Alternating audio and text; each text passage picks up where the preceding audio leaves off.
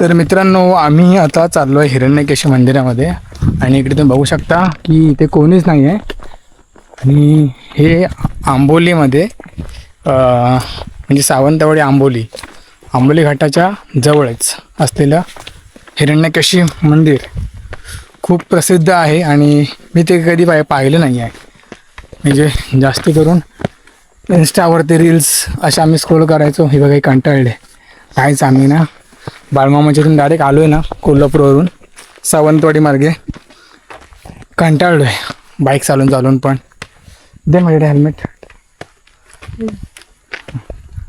तर हे बघा, बघूया पुढे जाऊन काय काय. तर मित्रांनो, आम्ही ना आतमध्ये बसतोय बघा ये चला. हे आहे हिरण्यकेशी मंदिर. ये झाड बघा मित्रांनो, एक नंबर आहे सगळं. आपण इथे बॅग ठेवूया इथे आपल्या.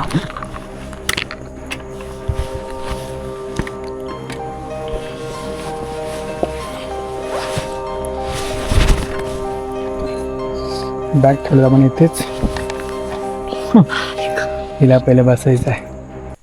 चला तर फायनली आपण या ठिकाणी आलो आहे. हे बघा, देवीची मूर्ती, पिंड आणि गणपतीची मूर्ती असं हे मंदिर आहे. इकडे बघा पाठीमागे खूप छान वाटतंय. पुढचा भाग आहे आणि समोर इथे आल्यानंतर असं पाण्याचं एक कुंड आहे. इथे असं पाणी येतं. आणि इकडे बघा या बाजूला दत्ताची मूर्ती आहे. तुम्हाला दाखवतो पण त्याच्या आधी हे बघा गोमाता. आणि इकडे दत्ताची मूर्ती आहे. दत्त दिगंबर आहे. भारी बघा, झाड बघा कसं मधून गेलं आहे. भारी वाटतं ना. आणि हे बघा काय, हे किती युनिकच आहे इकडे बघा दोन्ही बाजूला. पावसाळ्यातून खूप भारी वाटत असेल इकडे कदाचित. हे बघा असं आहे.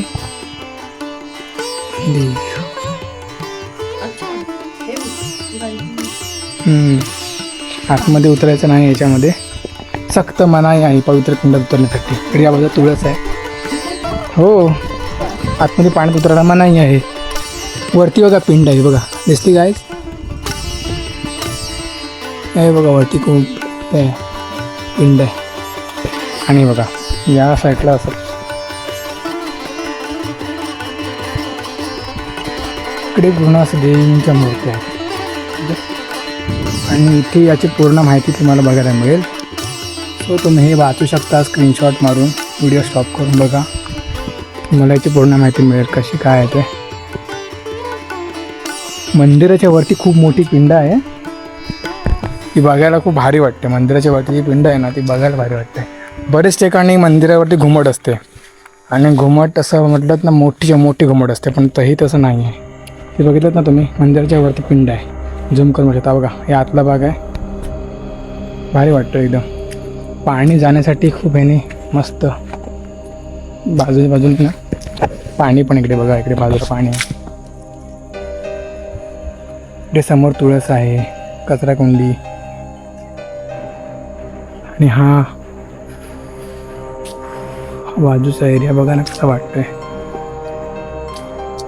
खूप खूप शांत आहे एकदम, आहे ना. भीती वाटते ना हिला गाईज, खूप भीती वाटते. हे म्हणते नको आपण रिटर्न जाऊया. हे म्हणते रिटर्न जाऊया. आता एवढ्या लांबून आपण कोल्हापूरून इकडे आलो आहे सावंतवाडीला आंबोलीला, आणि ही म्हणते रिटर्न जाऊया. पण मी हट्ट केला, म्हटलं नाही जायचं आपण.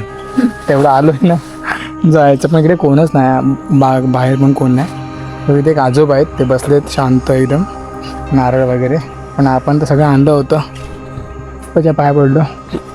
चला आपण आता इथून जाणार आहोत आंबोली. आणि आपल्याला आंबोली सावंतवाडी आणि भेटणार आहे ओमकार.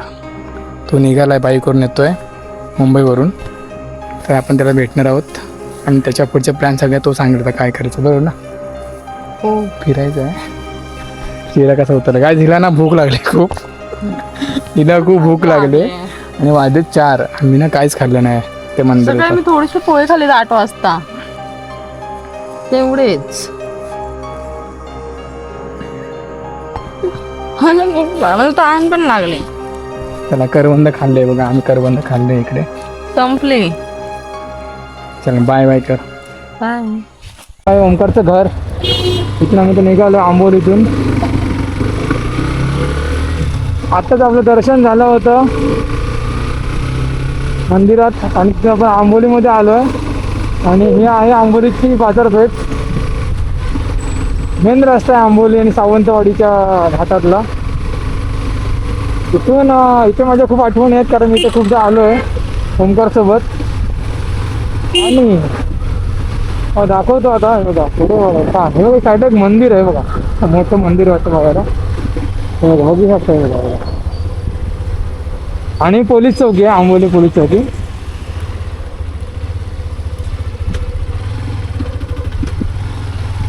आणि आता इथून घाट सुरू होतो. घाटामध्ये उतार लागला आता आपला.